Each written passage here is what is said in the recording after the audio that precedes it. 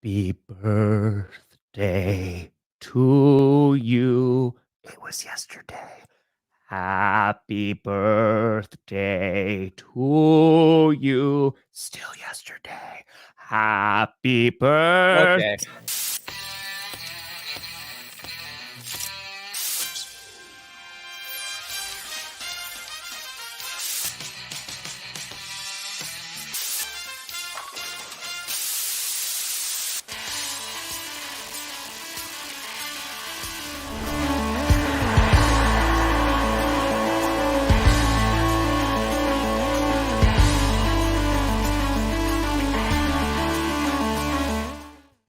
Oh, baby.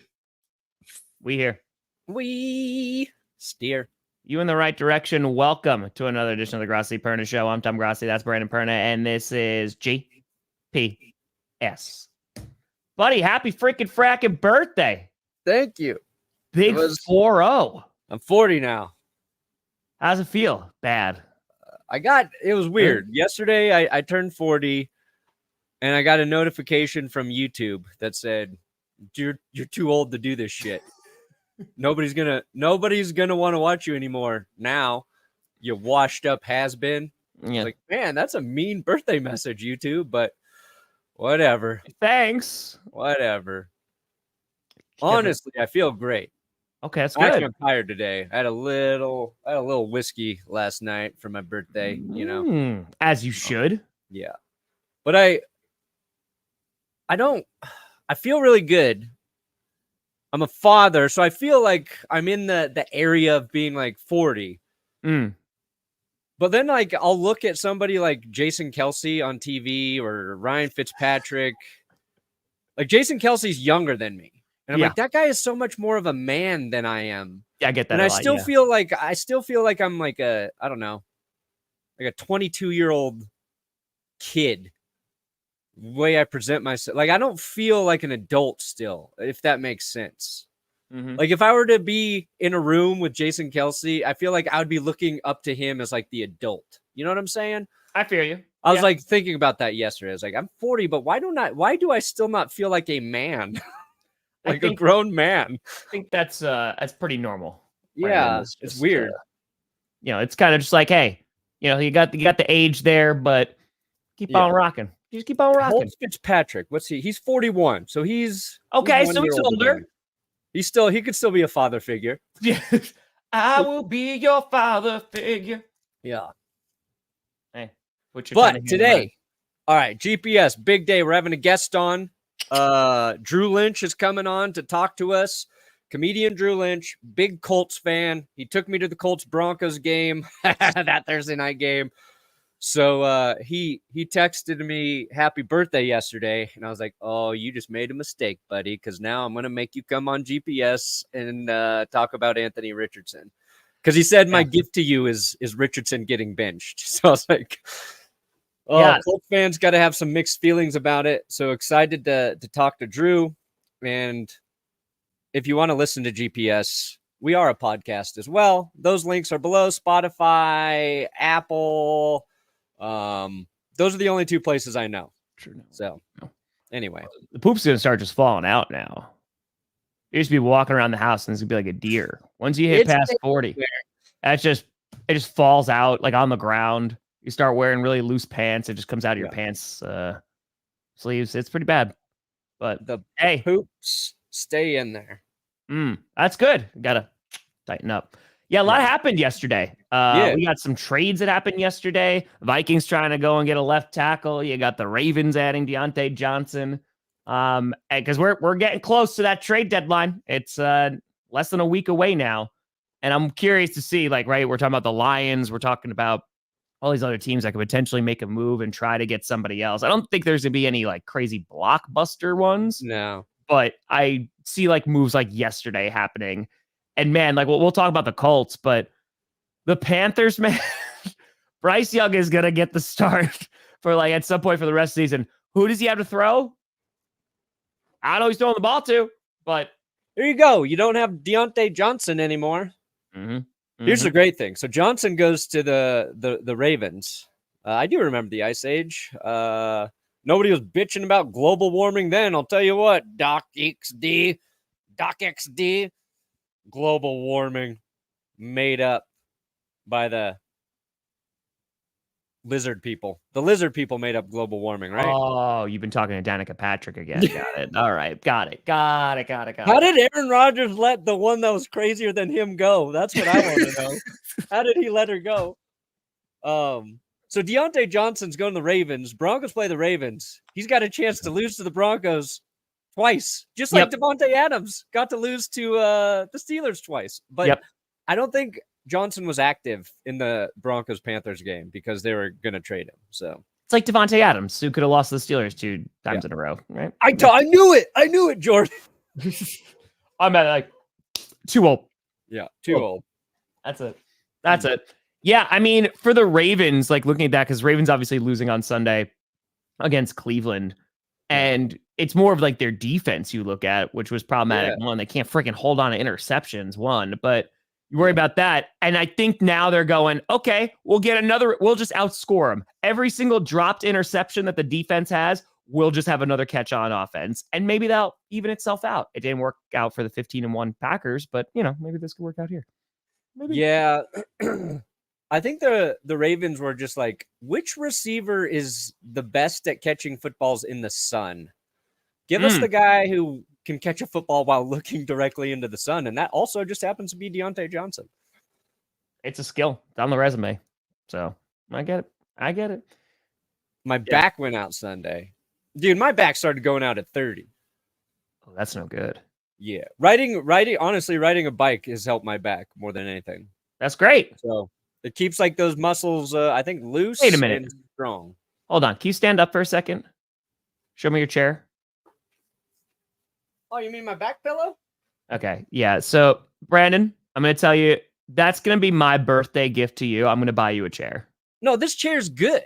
Yeah. It's very good. That pillow there just fills in this nice little gap. I'm going to buy you a chair for your birthday. I'm going to buy you a chair. Don't be buying me a chair. I'm going to buy you something for your birthday that happened a month and a half ago. Yeah, that's all right. No, you don't have to. No, it's not a tit for tat. I do. No, I constantly owe you, for you said yes to Packcast in 2015, so I'm still paying you back. Yeah. Gotcha. I changed it all. That's how that works. But yeah, I mean, I think this obviously makes the offense. Dionte Johnson's a good receiver, and I don't think he's not going to come in and be wide receiver 1 or anything. But I think it gives him another option there, and he definitely is a playmaker. I think the more interesting one is the Vikings, trying to replace Christian Darrisaw, which I don't know if they're going to be able to, but Cam Robinson is going to helps, at least kind of getting somebody there. For the Jaguars, I wonder what the hell that is going to look like, but I think the Vikings are just trying to be like, okay, it was a rough week for us. We went from number 1 and undefeated to now 3rd, and the only reason we're in 3rd and not 4th is because the Bears lost on a Hail Mary. They're trying to kind of preserve that momentum and that early lead in the season to see if it could still make them competitive going forward and compete for a playoff spot. Yeah, it's a little interesting that the Jags traded away a starting tackle. Cam Robinson was their starting tackle. So Trevor Lawrence got to be like, hey, wait, what? Huh? Don't worry, I'll make your job harder. It's fine. We're sending him to the Vikings? I'm not saying like Cam Robinson has been like great. He's kind of had like up and down since, being drafted by the Jags. But I like Minnesota going all in, saying, hey, we believe we can keep winning. We're in a playoff race. We've got so many pieces together. Let's not let losing this one guy be the reason that we don't continue to win. So sure. I think that's a good trade for the Vikings. I think Perna had the yup, I'm 40 moment in his 30s. I think. It might have been that football game a couple weeks ago. He got benched. Okay. Oof. Don't worry, Vikings. I'll save everything. Don't you worry. Mm-hmm. A lot of people getting benched. Yeah, I'm. Yeah. Yes. I mean, obviously, we'll talk about it more with Drew, but Anthony Richardson getting benched. I'm curious on your thoughts because you mentioned that it's kind of divisive with the fan base because you do have like a very vocal section that is, hey, the team that we have right now, like we can win football games. Like Joe Flacco has shown that. And they ain't pretty, but they can win football games. And it's a matter, and McAfee went off on Richardson. I didn't get a chance to see it, but I saw like clips of it and seeing, the response. Yeah, I watched some of that. And I think that he copied us basically. Anyway, I think it's more of you look at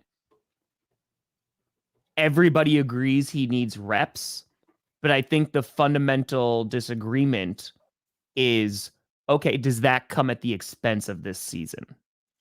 Right? Because if you are because I think everybody and their mother knew when they drafted Anthony Richardson, it was going to be they're going to have to develop him.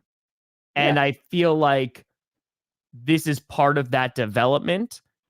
And now it's trying to have it both ways of when you have Jordan Love sitting for 3 years and that gets mocked, but then it works out pretty well. Well, now, okay, let's sit him now. Now he deserves to be sad he's not playing as well, et cetera, et cetera. That development needs to happen more than just on the field. Sure. You know what I mean? And I feel like that is maybe where the Colts have not done the best job. And yeah, they can win with Joe Flacco right now, but I'm going to be very honest with you, Brandon. What does that mean for the Colts? I don't think they're winning a Super Bowl with Joe Flacco. Like, I don't think the Colts are a world-beating team right now. So yeah, you might even be able to get a wild card spot with Joe Flacco, but what the hell does that mean then for Anthony Richardson? Is he going to sit for the season, then you try again next year when that doesn't work? You know what I mean? So it's just a very odd thing. And I love that you pulled up that tweet because, I mean, you get frustrated with the Packers, bro, but that's why I'm like the biggest fan of you draft them and you sit them for a while. But there needs to be development there. It really depends on the player. It depends on the quarterback, the situation. There's a lot to think about when you're talking about developing young quarterbacks. And I feel like we're going to be talking a lot about the NFL and how they develop young quarterbacks because of this benching. Only 2 weeks younger. Because, like, okay, so you have this, right? You have all these guys here. And then you've got a counterpoint with all of these guys starting, right? Yeah. And guys like Brock Purdy went to a very good situation. CJ Stroud wasn't like the Texans were a great situation, but they had just become a good situation. We just didn't know yet. I think they got the right head coach there. They had a nice draft. Everything worked out. Jaden Daniels is playing out of his mind. He's just an insane talent. Hurts kind of sat for a little bit there with the Eagles, right? Yep. So I don't think the NFL necessarily has a development problem for young QBs, but I think what the NFL really has is a coach firing problem. So if you're a head coach and you're not getting results and you've been given a young quarterback, your job is at stake. So like Shane Steichen's got to get wins. And then the other thing you're thinking about is how is the locker room feeling about this situation? Because yes, you do need to kind of go through the bumps and bruises of having a young quarterback. But if your locker room feels like the other guy is going to give you a chance to win and they're not really on board with losing with Richardson when they know Flacco's there, and it's probably outside of maybe Watson's ego and his soft demeanor of having Flacco behind him, like the Colts are in a similar situation, right? The Browns, like, we don't want Joe Flacco here because he's maybe too much of a threat to Watson, and we really have to try to make this work with Watson, even though like signs are pointing to hell, literally. So Bryce Young got benched, and I think here's a difference for me. I think Bryce Young needed to sit down for a little bit because the game definitely looked too big for him. It's a height joke. Yeah. Richardson, I feel like you should be starting. And I think it's because he has played so little football. It's like, whoa, you're wasting time. And you're right. Like, I don't think the Colts are going to the Super Bowl. Yes, maybe playoffs, but like, wouldn't you rather be going into next season going, hey, it wasn't pretty, but we feel good about Richardson now. or not. Richardson is clearly not developing like at all for us, and we'll make some changes we'll extend Joe Flacco. Like, Sure. I don't know, man. Yeah. Perna got a fitty real quick before I address that. Ooh, Stefon. You know what? Stefon? You want to hit him up, Perna? Where you want me to do it? Oh, no. I'm going to pick the exact. You're the birthday boy. You get to pick whatever clip you want. Thankfully, me, I don't watch porn. I've never been into any weird kinky stuff. Yeah, pretty much everybody eats bread. Maybe you should try it, Rogers. Bread? No, porn. I want Rogers to say, I started watching porn and New York Jets, we started winning football. Clearly not working, buddy. No, I think so. I want to look at this list too, because I think that this list obviously is handpicked the quarterbacks that they're looking for, right? I think that you see some of these guys who have gotten opportunities, like Kenny Pickett, right? Like, let's start at the bottom of the list. Kenny Pickett is with Mike Tomlin, who was like, all right, like we're going to try everything, and it just wasn't working. And they tried. They definitely tried to make it work. And he's a backup right now. Sure. So like, I think there also is, hey, like some of these guys have gotten opportunities or have been in good places where QBs develop. Like Trey Lance is a great example. The 49ers had every single motive to make it work with Trey Lance. They traded a massive amount to move up and get him, right? Yes. And Brock Purdy just beat him out. And it didn't work within that scheme. And Trey Lance was then traded to the Cowboys, where you're not really doing anything there either. So, like, there's also the element of it's really difficult to be an NFL QB. I know, shocking, breaking news. And some of these guys are not going to work out. But I agree with you when it comes into, like, look at Jordan Love, for example. If Jordan Love starts year one or year two, he is not looking the way that he's looking right now. A lot of that is Tom Clements coming back and, like, working with Jordan Love and developing him, because that's what I mean. There is development that goes on that's not just on the field. So I agree that you can make that argument that Anthony Richardson has so little play time, and everybody can see the flashes. And he had little play time at college, right? Like, correct. And I think I'm not trying to like derail your thought here, but Richardson, Trey Lance, and Zach Wilson, not a big sample size in college. Correct. I think because one of the other tweets I saw is like, the quarterbacks should start at least 2 years in college. And that's probably true. Especially now that you can make money playing college football. Like, stay there, develop another year if possible. I think this specific list, those three players there's a caveat there because, they didn't play like Bo Nix played 24 years in college. Yeah. He was there forever. Like, you got a ton of reps. Anyway. But to the point that I'm making is, like, with Richardson, you need to see him play. Sure. But at the same time, there needs to be that development off the field. And throw on top of that, and this is a very important caveat, this past Sunday, the excuse given, I know it's blown up by the media and fans and stuff, but how does that sit in the locker room? Right? Because it's what you said of there's a guy that you can win with, and that's Joe Flacco. That's one thing. But then there's the second thing is if you have Anthony Richardson, and again, I'm not trying to speculate or anything like that, but if that plays a role in it of, hey, like, I'm tired, I'm going to sit out, I don't know how well that's going to go over with other NFL players who are fighting for a roster spot, who are fighting for a job, who are trying to win. Yeah.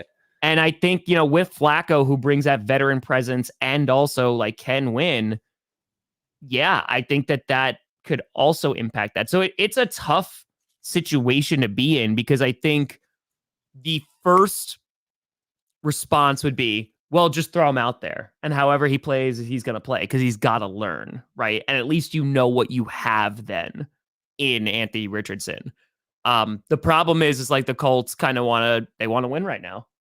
I don't know how far they can go, but as long as that development happens while Anthony Richardson's on the bench, that's what's going to make or break his career with the Colts. If he can learn, like if they can have that off the field development, then there's a chance that it's successful. Yeah. But, and I think with the Colts specifically,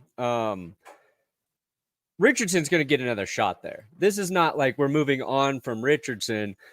With the Bryce Young benching, it felt a little bit more like that. And I don't think the Panthers are necessarily going to move on from Bryce Young. I think we just know David Tepper's a little crazy in Carolina, so like anything is possible. I think there's a good chance, Shane Steichen is still the right guy to work with Richardson. And Richardson does one thing very well, and that is throw the ball very far down the field and get completions, as this chart would show you here. Yeah. It's all the other things, he needs to work on. It's the short and intermediate passing game. He misses throws that you just can't have your NFL quarterback missing. So there's athletic tools there, and it's just a curious thing to see him not want to like deal with the pains of him working through that. Mm-hmm. And I don't know how you get much better at it without, playing. So the Colts are in a predicament. Oh, yes. No, and it's a tough situation to be in, right? If you're Indianapolis, because, they went in and there was also hesitation when they drafted Anthony Richardson, because again, you're drafting him knowing that you're going to have to develop him. Like he is going to be a quote unquote project QB that you're going to have to work with. It's going to take time to develop. And that's what Jordan Love, like that last year, like throwing all those interceptions, I was like, okay, that's why I said on draft night that he's the perfect guy to learn behind Aaron Rodgers. The problem is that Hall of Fame QBs don't grow on trees. And so when you bring them into situations like a Bryce Young, who's thrown into one of the worst teams in the league, not thrown in there, and also doesn't look good, right? Because there got to be some personal accountability too. Like it's tough, man. Like Bryce Young goes out there and starts like the rest of the season. You think that's gonna go well? I don't know. And it's not even, that's before even Bryce Young takes a snap. It's gonna go potentially poorly because there's just not a support there. And I think that you're having this camp of pro Richardson or pro Colts where the whole thing needs to be looked at and be like, yeah, can you develop this guy? And if the answer is yes, then it's like, okay, how do you do that? Is it through more playing time, or is it sitting on the bench and learning from Joe Flacco? Yeah. Last question. Oh yeah, we saw that insane. Oh yeah, that play was crazy. He's like he's coming back in the stadium on Wednesday. They're like, oh yeah, he's not banned for life or anything like that. I was like, bro, let him back in, baby. That's it. Hey, thank you, Ryan. Thank you. Happy birthday. Happy birthday. Hope you feel better. Let's go. Take some Dayquil on my behalf. Mm-hmm. Mm-hmm. Oh yeah, Rodgers, all that cayenne pepper now. I am. Oh yeah, you know what's gonna fix everything? Some lemon juice and cayenne pepper. I'm going on a cleanse. Okay. They're playing the Strouds. She's down to I'm gonna try anything. Yeah. Anything except be better at football. If he's like ready to go at all, Young Forever, I mean, they're probably gonna start him, but I agree with you. There's no benefit in risking potential long-term injury if he's not ready to go. So you guys got one game till the bye, right? Yeah, it's literally this game against the Lions, which is a huge game, right? Don't get me wrong, but thankfully, Evan Williams, Jair Alexander, and Jordan Love all avoided significant injury, which is thank God, because we need all three of those folks. And while it is against the Lions, and I would love to win against the Lions, or at least just like see us how we're going to compete against them, because I think it's a great test for both teams. Yeah, it's just not worth it to have Love rest for a couple weeks. But again, I trust the medical staff. So I trust that Jordan Love knows whether his groin is ready to go or not. Teams cannot afford to do that. Teams cannot afford to be the Packers. And there's a team that kind of is doing it, possibly in the Falcons. Yes. And what happened to the Falcons? They caught a ton of shit for it. So it's also different from the way the Packers did things, by the way, because you're drafting guys in the 20s and not top 10. That's a huge difference. But yes, I think like it's you got to take the guy when he's going to be available. We'll see if that works. And they had just signed, Kirk Cousins. Yeah, and the Falcons continue to have absolutely no pass rush. Yeah. None. Zip. Zilch. Zero. Yes. So when we're talking about a team like the Lions, possibly going after Za'Darius Smith, who's the current hot name that could be dealt. Have fun, Lions. Sorry, again. It's the Falcons are the other team that's in the mix there. Like they need pass rushing help. They tried to get it when they acquired Matthew Judon. I think they have like 6 sacks this season total. The Falcons. Let me see. NFL team stats, sacks. And sacks aren't everything, but like it is a glaring hole for that team. Mm-hmm. What were you taking notes on there? What you taking notes on? The games that are coming up, so we can talk about those. That's it. Oh, there we go. Sacks. William, I hope things get better soon, my friend. Let's go. Falcons 6 sacks. Panthers 9. Dolphins 9. Bengals 12. Those are your bottom 4. Packers aren't doing great in the sack number either, but their secondary is playing better. So, dude, Packers are actually, you guys are in the top 12 in sacks. Woohoo! Doesn't feel like it. Don't feel like it at all. I think, Brody, it's a good question, right? And I want to be very clear. I am not equating both of these players. But we said the same thing after Mike Tomlin got rid of Antonio Brown. And was like, bro, Mike Tomlin should get a thing. Yeah. But like, you have Mark Murphy spoke out and called him a complicated fella and got a ton of crap for that. But at the same time, Brody, like Rodgers had been there for nearly 2 decades, knew the system, and it is a Hall of Fame quarterback, right? So like you kind of just rock with it and go, all right, you know what? Like he was good. That's why he was playing. He plays out of his mind. He's 41 now, and he's coming off an injury. I think if he stayed healthy last year, we'd be talking about it quite a bit differently. Completely agree.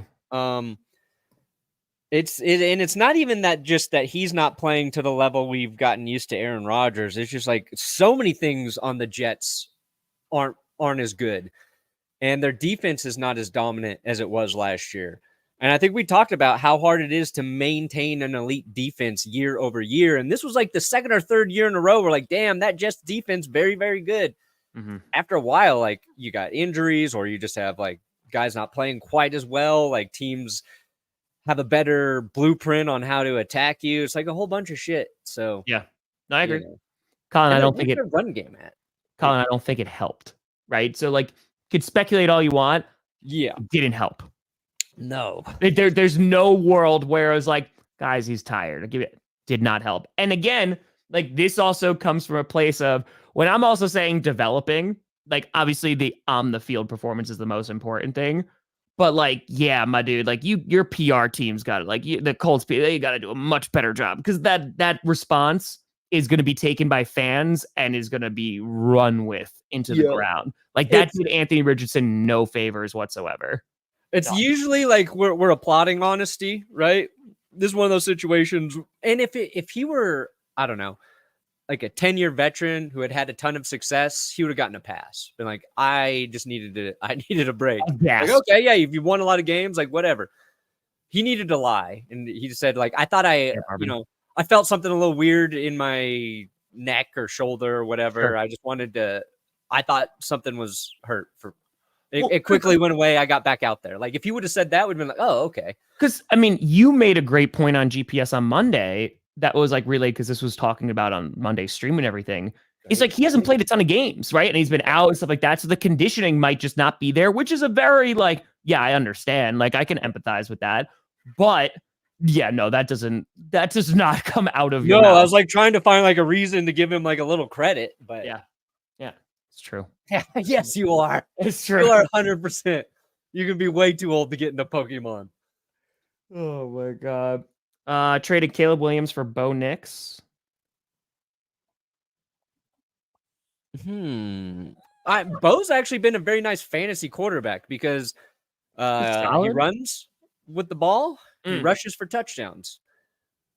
And he's quick. I saw a stat about him hitting runs of over 15 miles an hour, more than like a handful of running backs or some shit this season. Mm-hmm. He's sneaky fast, that Bo Nix. Hey, if it helps, it helps. He's had a great month. He's not perfect. He's got a lot. He's still got a lot in terms of how he needs to develop. But for fantasy, I don't think it's that bad. Oh, yeah. Halloween birthday. Let's go. That's a cool birthday, I think. Halloween. That's pretty birthday. dope. I think that's pretty dope. Yeah, but no, that's I think with Richardson, ultimately, it's gonna just come down to like how does he respond, and I think that was a great point. From what Marvin said, like I don't think that this is hey, this is how it's gonna be forever, but you just hope that it's a learning opportunity, right? Like what happens next is gonna be dependent on Richardson. So, I mean, Izzy, that's a problem too. And Brady has talked about that too, right? Like he had that interview clip that like went viral a while ago that was talking about how like in college, like they're not teaching them like how to read defenses. They're not teaching them like all this other stuff and like how to like truly develop into a quarterback. Yeah. And again, you got to take it with a grain of salt because, Tom Brady is definitely the old man of NFL talking. But at the same time, like, yeah, it also, and I say this all the time, the NFL is 32 different businesses, right? Which not only means financially and all that stuff, they're doing things differently, but it also depends on like what they're doing on the field and what they're putting out on the field and how they develop quarterbacks, how they develop players, how they draft, etc. So that also gets to be taken into account of. One thing Brady continued to say from like that soundbite was like college players coming into the league also don't know how to shower correctly in the locker room. I don't know why he said that, but he was very critical of the way young players were showering. What are you saying, Brandon? What are you doing? Just saying, Tom Brady got an eye on the showers and the young guys coming into the league. Critiquing how they soap up, water temperature, whether they wear flip-flops or not. Nobody talks about that part of what Tom. Don't get mad at me. I'm not the one who said it. That was Tom the whole time. It's not looking good, Robert. It's not looking good. It's not looking good. I think the Jets are favorites, though. They're like 1.5 point favorites. I mean, so unfortunately for the Texans, Stefon Diggs out for the year, which it sucks. That sucks that that happens. They're already down Nico Collins. So yeah, they need John Mechie to step up, and I think he will. My prediction, he will. Yeah, that's rough. It sucks because you brought in Diggs to have depth at receiver, right? And Nico Collins, I think, is it a hamstring injury that he had? I don't remember off the top of my head. I forget what his injury is, but you're like, okay, this is exactly why we got Diggs. Get us through this stretch where we don't have Nico, and now Diggs is done for the season. So yeah, that sucks for the Texans, but I think they'll figure it out. I think like teams that are good, where their quarterback's playing really well, and they have a leader as a head coach, I think they get through these issues. I think the Texans are in that same boat. I think like to me they're kind of like the Lions in the AFC. In the AFC, like you have a lot of confidence about how we're going to approach handling these issues, and they've got a good defense. They're getting great pressure from both of their edge players. So beat those Jets, please, Houston, because we're doing a Jets video, and if they win, it's gonna put another kink in my approach. Gunslinger, just don't be ripping off people. Gunslinger, that's what I want. It's so funny too because like that's the conversation. Like he has done. Oh yeah, Jordan Love has done more good than harm on the football field. Like yeah, he's got more interceptions than Aaron Rodgers would throw, but also like is leading them to success. So I'm all about it. I'm all about it. So just gonna say. But yeah, I think ultimately, we'll see kind of where. Just to run back to the Colts real quick, where things land. Because that's they got some tough decisions to make. Because do you rock with Flacco, and if you start winning and you go on a run, do you throw Richardson back in, or are you like, all right, let's throw Flacco in there? Because let me be also very clear: the Colts aren't amazing with Joe Flacco. No, like they're not an incredible football team. But if they're able to string together a few wins, then there's a decision that has to be made about this season. Like it's the opposite. And we were talking about this too. And Ryan Fitzpatrick also brought this up. I saw after GPS about Rodgers. If they lose 2 more games, Rodgers play. Yeah. He It's like, keep what going? kind of, because Fitzpatrick's like, we'll find out what kind of like leader he is. I literally said that on GPS, and I was like, that's what I'm curious about, because this could go, like, if they lose on Thursday night, they'll have 10 days and stuff. They can lose maybe one more game. And then after that, Well, so Noble, sorry, that's what I meant to say before. Your teams can't afford to do that. They can't afford to be the Packers because, one, you need to have a starting quarterback that is actually reliable, that, hopefully you could develop your QB behind. But two, look at who's getting the majority of quarterbacks. These top prospects, 90% of the time, it's the worst teams in the league, right? They're the worst team in the league for a reason, whether it's bad offensive line, whether it's bad coaching, where it's what have you. So if you're a GM or a head coach and you're going, all right, I'm trying to save my job because we obviously sucked last year because we're in this position to draft a top 5 quarterback. Yeah. They need to start him because they need to be relevant and they are trying to save their jobs. Like, let's just say, I'm not saying that's not the case, but like Caleb Williams, right? All the talk has been about Caleb Williams. If Caleb Williams doesn't work out, like, everyone's losing their job. Aaron Rodgers, that doesn't work out, everyone's losing their job. Like, that's, people have already lost their job. And I think, the Colts, like, it could trend that way, but we got to wait and see. And Caleb didn't go to the worst situation with the Bears either. They weren't the worst team in the league. They just had the Panthers draft pick. Correct. If Caleb went to Carolina, oh boy, we'd be like, oh God, he's not that good. Like, sure. He's not elevating that team to the level they would need to be elevated to for them to be winning games right now. Yeah. And I think he's a better NFL quarterback, or will be a better NFL quarterback than Bryce Young. Sure. But that would have been a tough situation to go to for Caleb this season. For anybody. I mean, that, again, it's my favorite what if. Is CJ Stroud, he goes to the Panthers last year? No. Again, I think he's better, but like, than Young in that situation, but I don't think he's very good. You got to be able to win those games.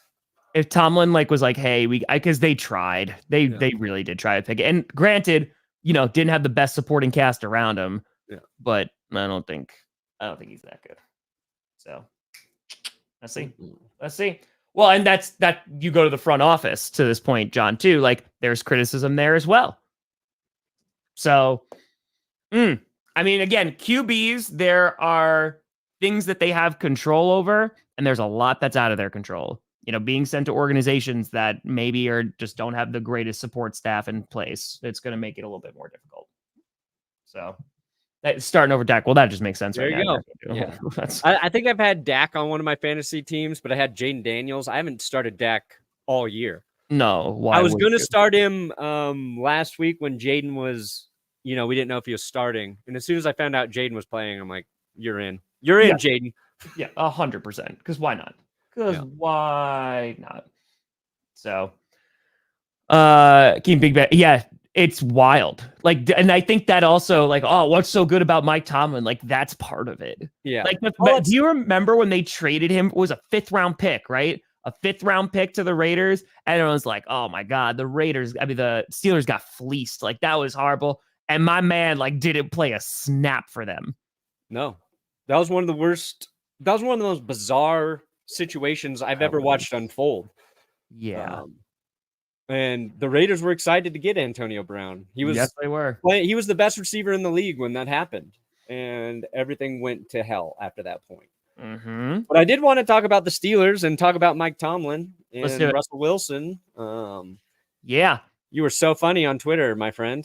People, I forgot to put the sarcasm thing because, like, you responded. I was like, how could we? I saw so many stupid effing Broncos games last year. I know. Right. And I was like, oh, no, like, I know, guys. I meant the winning part because, like, that. But it's funny. Because what's so funny is after that, and everybody was laughing at me. Oh, boy, the winning part. Stupid Perna. And what does Russell Wilson do? He gets sacked in the red zone, and then he fumbles the ball late in the game. And I was like, oh, my God. I actually, at that point, just to go back to that tweet, I wanted the Steelers to lose. People would have called me a Russell Wilson hater. No, I just wanted to be right about my fucking tweet at that point. But, like, that's the Russ experience, though. And you watch those games with me. He's going to give you 3 or 4 throws that you're like, damn, that is a perfect throw. Yeah. He has still got it. But he's also going to make mistakes he shouldn't be making for a guy who's played as long as he has. The difference, and it's ironic because he would have this in Denver right now if it had worked out. The Steelers' defense is the difference for Russell Wilson. He fumbled late in that game. They just shut down the Giants, and it was Dan Jones. Maybe a different offense. It's actually something we're talking about. And the Steelers are running the football really well the last 2 weeks with Russell Wilson. If he has a run game, he can do pretty much most of the shit he did his entire career and still be successful. So, and yeah, he's going to give you those highlight, beautiful, deep balls. He does it as good, if not better, than anybody in the league. And I said that last year, like the Bills game, that Cortland Sutton pass in the end zone, it was literally the most improbable completion of the entire season. And it was both Russ and Sutton on that one. It was Russ put it in a place only Cortland could make a play. And then Cortland made an insane grab. And he did that like once a game, I felt like. Yeah. No, like, because he could still play. Like, he's got a beautiful ball. The deep ball is good middle of the field. Well, that's a different story. Mason, happy belated birthday. But at the same time, like, that is also an issue with Wilson of like, you get the good and the bad. And then it comes down to like the support around him, whether it's the defense, the offensive line, the run game, etc. That's going to make a huge difference. And I feel like with the Broncos, some of those aspects were like missing. And that's also, I think Sean Payton also hated him too, which doesn't help. But no. Yeah. And then also Johnny just sent me this. So Psyche, Joe will be our quarterback going forward. Gives us the best chance to win right now. Not giving up on Anthony Richardson. It was my decision. Bam. There you go. Steichen, I think Steichen's a very good offensive coach. I think he'll figure it out with Richardson. He's also a no bullshit guy. I don't think he's going to deal with too much, bullshit. And I base that off of the way he looked at Gardner Minshew when Minshew missed that throw to end their season. It looked like, and he likes Gardner. The reason Gardner was there is because Steichen likes Gardner Minshew, but it looked like he wanted to murder Gardner Minshew after that play, and they did not bring Gardner back after that as well. So, It's true, Marshall. No patience. No, they ain't a doctor. I know I said Drew Lynch was coming on today. I'm double checking. I haven't heard back. I don't know if he's going to get in. As of last night, he was absolutely coming on. He is. I haven't heard from him. So just an FYI, he's got 17 minutes. Maybe he'll get in here, maybe not. But I just texted him to double check. So Victoria, I understand. I don't think anyone's overreacting. I think for me personally, like with the Vikings, like I don't think they're a bad team now, but I think their defense, there is definite concern there with how many yards and points they're giving up. One, after like their really successful start to the season, that's one. And then two, Darisaw being out, like that's a huge problem, right? Like that on the O-line, like that does not help the team. When they get TJ Hawkinson back, that's going to help the team.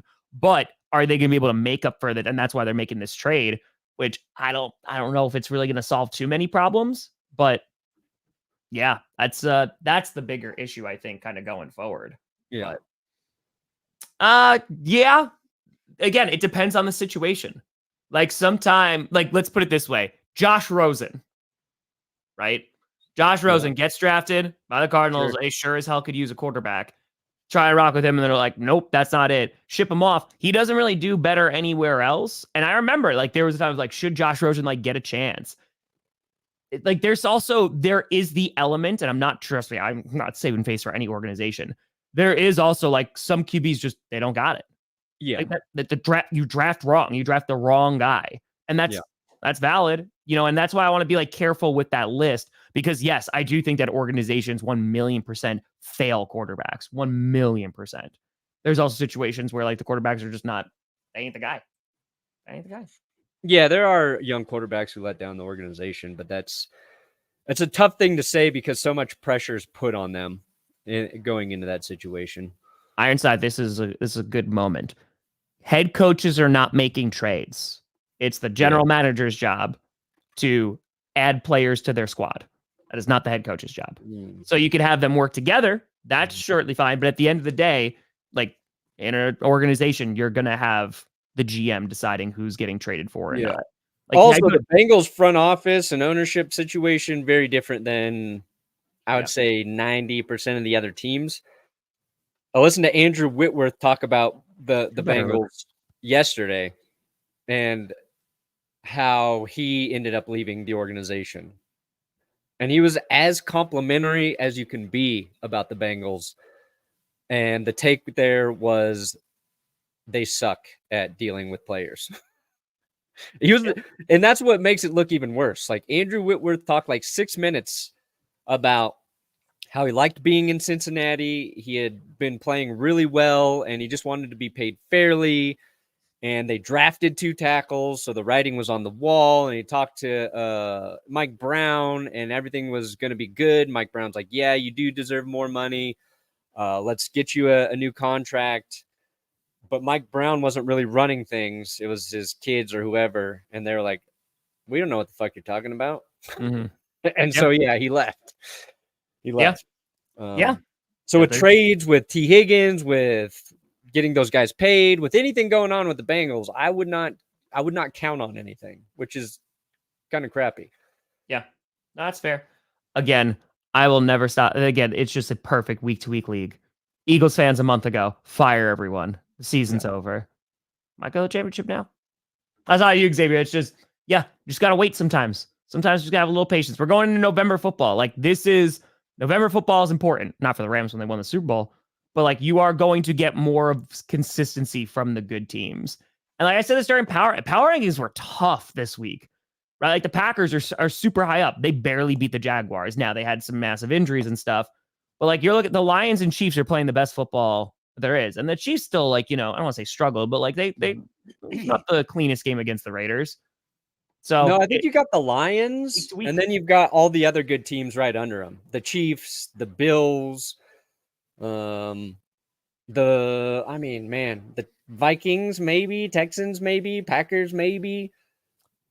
If your front office is listening to social media based on what they should do, you have the wrong front office. And there's no disrespect here to any of the talking heads. If there is an organization that is listening to any one of us, right? And I'm saying even journalists, I'm saying YouTubers, I'm saying whatever, and saying, oh, well, this guy thinks I should bench him, so I'm going to do that, then you are in the wrong profession and you should not be running. Like, you are not hired to listen to social media. Your social media team is hired to listen to social media and provide content that is going to appease fans. Yeah. See, JWC, if that is the case, then bro, then there's deeper problems within your organization. So, dude, I think we should have a social media GM though. Hell yeah. Whoever wins the Super Bowl, they have to do the next season with a social media GM and watch how their team collapses. Perna, we were freaking robbed. We were? See this BS? No. Look at this. Yeah, I did. You kidding me, man? Listen, Jason Kelsey's great. He's a great looking man, right? Travis Kelsey's dating Taylor Swift. I get it. But over Grossi and Perna, come on now. Yeah. Hey, buzzing pop. How dare you? Just got popped. Insane. Oh yeah, that was the greatest thing I've ever seen in my life. That was. Oh yeah. That was. But here's the thing about that play. Like, that play would have worked if the Giants linemen blocked there. They were not. I don't know what they were doing. They're beating the Giants. They were looking at Daniel Jones throw the ball to was it Neighbors behind him? Neighbors, yeah. And they literally just let Pittsburgh, like, they didn't. There was a miscommunication. There was something there. Like, the play design, they actually got the look they want. There was 1 or 2 Steelers there and like 4 Giants linemen. They would have walked in, but they didn't do anything. Yeah. That's fair. I said, like, I think that's the most poorly executed play I've ever seen. And it might be worse than that Colts play, because I was like, man, Chuck Pagano's having PTSD seeing this shit. His play, the design was stupid, but I think it's pretty great, Justin. They're in that situation. the center and whoever the ball went to, they were going to try. They just didn't have an option. It just got blown up. Yeah. The Giants blew themselves up. I think they actually kind of tricked the Steelers there, and they just couldn't do it, which makes they just didn't block anybody. Comical. It makes it comical. Yes. Yeah, it was. No, I don't think that makes a difference in the outcome of the game. I don't think so either. God, that's an all-time like just terrible looking play. And again, from the Giants, who are already a dumpster fire right now, it's just not good. But Justin, like what we've been talking about this entire show, like you look at the Sam Darnolds, you look at the Baker Mayfields, you look at the Joe Flaccos and stuff, like being a veteran in the NFL, like there is a value that's attached to that when it comes to experience. And I'm just talking about within the locker room, but also like on the field play that you are going to have that you didn't have when you were a rookie or even when you were in your prime. And I think that's super valuable to an organization, especially if you have a young QB that you can step in and you could be successful in other areas that a rookie just hasn't had a chance to experience yet. Yeah. Right. I think that's what you're seeing a lot of right now. Like Sam Darnold being able to come in and being like, hey, I can operate this way. And again, like the past few, I haven't had the best games, but like still a very good quarterback that can obviously win and like keep it clean. Look at Jared Goff, dude. Like we were talking about Jared Goff of like dragging his ass to the Super Bowl and him being a dog crap quarterback and being awful. And he gets put in a system where the team believes in him. He's put in the best position to succeed, right? Has all like the offensive line help, has one of the most dynamic run games in the league, has an elite wide receiver, has a good defense. Like, and look how well Jared Goff is doing. And I want to be very clear, like Jared Goff also deserves a lot of that praise too. It's not just the Lions organization, but that's also the part of coaching in GM, like being a GM, to put forth the best team as the GM and also the coach to put your players in the best position to win and game plan for Jared Goff to be successful. Right. And like the Lions started with like building the offensive line in front of it. One of the best things you can do for your quarterback. And then Jared Goff's playing so well. You have Bill Belichick telling Goff that he doesn't think there's an offense or a defense in the league that can slow down the Lions offense right now. You've got Bill Belichick saying you guys are doing everything so well, like nobody can actually stop you. And I don't think Bill Belichick like just says that shit for fun.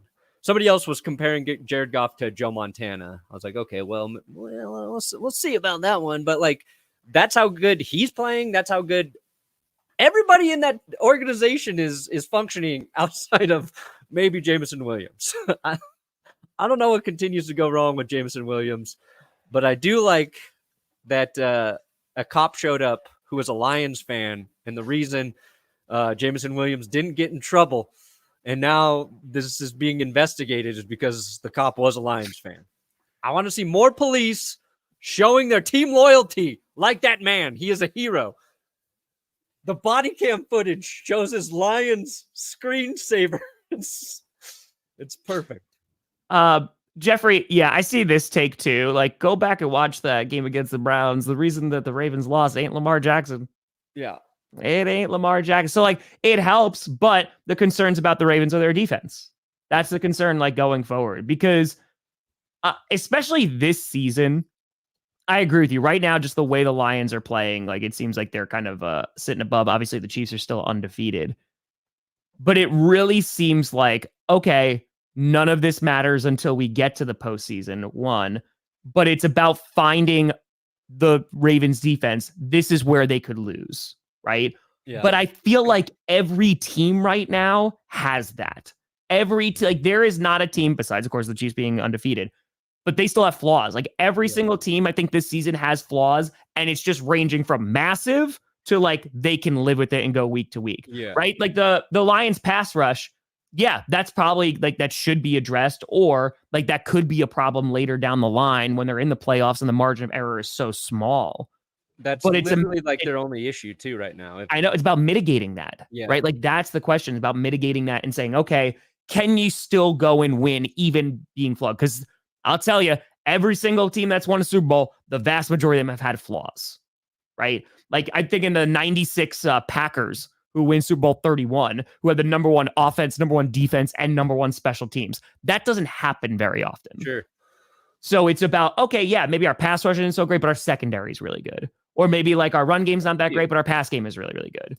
And so I think kind of going forward, especially with a team like the Ravens, I think they have the talent to blow out teams. I think they have the talent to win football games. It's going to be a matter of, do those flaws, are they exploited in the postseason when it matters by a team like the Chiefs?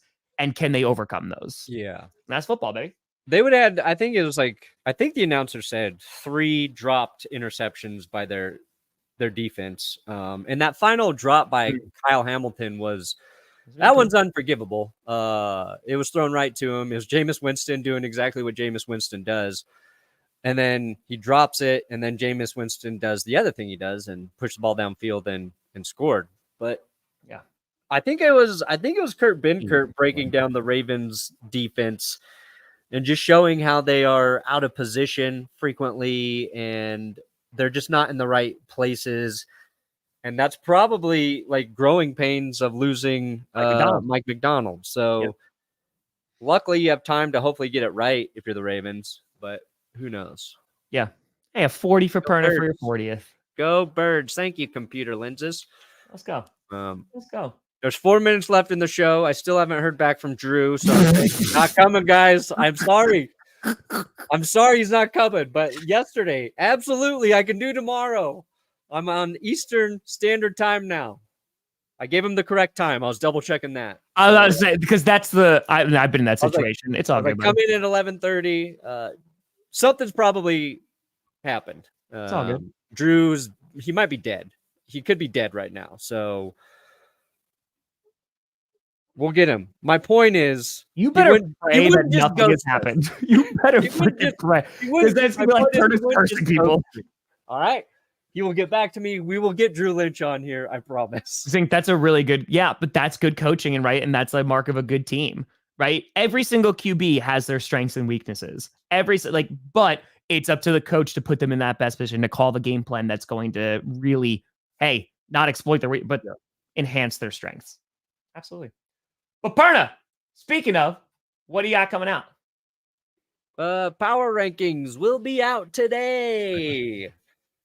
There you go. Mm-hmm. Dangerous. Who do the Steelers play next? They're on a bye, so they're playing the Commanders the next time they come back. Ooh, that'll be fun. That should be a really fun game. That should be a really, really fun game. What do you have coming out today, Tom? Yeah, I got record predictions, so that will come out later tonight. I know I wasn't able to do if Monday Night Football was scripted yesterday. We had rankings, Chaotic Good Sports. I also had to go vote yesterday. Go vote. And then today I'm going to probably do if Monday Night Football was scripted. I know it's a day late and less people will care, but I'm also going to incorporate some of the World Series stuff that happened yesterday. Nice. So that'll be a lot of fun. Oh, yeah. Before the show, I told Tom I watched more Coach yesterday. Yes. Hold on. In the last 2 minutes, we could talk about this. So nearly finished Coach season 2. Yeah. I got like 5 minutes, 6, 7 minutes left in that last episode. The switch. Like my bedazzled football cup too. Ooh. It's beautiful. All Coach is it's popping. It's popping. Very impressed with Tom's work and Coach. Not gonna lie. I would say I still like season 1 better. That's my hot take. Now, I'm not saying that it is better than season 2. They are different. Very different. There is a lot more writing in season 2. There's some deeper themes. You really pushed your skill set as a filmmaker, which was very cool to see. But season 1, I still like. I like the simplicity of it. I liked I just like the dynamic between Coach and Tome. Tom and Tome. Tom, I was like, the one thing I felt like the season was missing was Tome. But then, like, literally as I was thinking that, 2 minutes later, I got the reveal of him coming back. So I'm happy he's back in it. But yeah, this punishment has not been as bad as I thought it was going to be. Now, I have to ask, okay, so during your season 2 watch through, the vibes are completely very different. What do you think about the horror episode?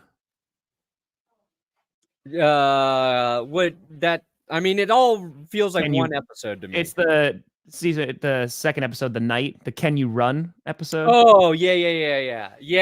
That was a great moment too. Where Can you run? Yeah, after you twisted your ankle on the stairs. God, it looks not good, but I was like, whatever, it's fine. Peter Griffin. Yeah, there was a moment I thought, I was like, oh yeah, I like Tom pushing himself as a horror filmmaker too. And you know, all right, but you realize that Jade run? wasn't real. That was great. It was all good. It was fun. Hell yeah. Hell yeah. What QB is season 3? I will stream on GPS Clips channel. So we're gonna have to find the right time. But we'll figure that out. But that's gonna have to happen kind of sooner rather than later. So people want to know about the interview. People are asking about the interview. No, I thought that was great. Like, I thought Tom definitely did a lot of things there from a video making perspective that are challenging, on top of like executing like your written idea. So at first I thought you were gonna do the whole thing where you guys were sitting across from each other. I was like, did this motherfucker time this out? Dude, that's so difficult to do. You feel like I was like, if you would have done that, I would have given you an Oscar. I was like, Tom is crazy enough. Yeah. You time out that conversation with two different people and take it over and over and over again until he got it right. Then you cut away. I was like, oh my God. Because the thumbnail there too is like both of you sitting there. Yeah. And then even, I think it was the start of that episode where it was you and Jade at the table. Yeah.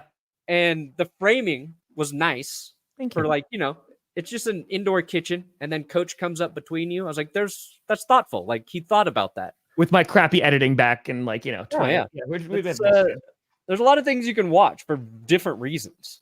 It's true. Hey, listen, I don't know. That's going to be the convincing, because you're going to come to the end of season 2 in a hot second. Then the decision has to be made. We'll see. All right. We'll see. We'll see.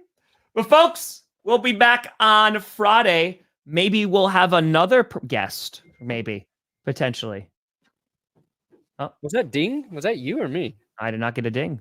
Are you kidding? My phone lives on silent. I get no notifications. I miss all my phone calls. Yeah, it came through my computer. It was weird. That's it. Okay. Listen, I'm telling you, it's good. It is more football, but think of Coach, like the storytelling and stuff, but just like in the lens of football. Yeah.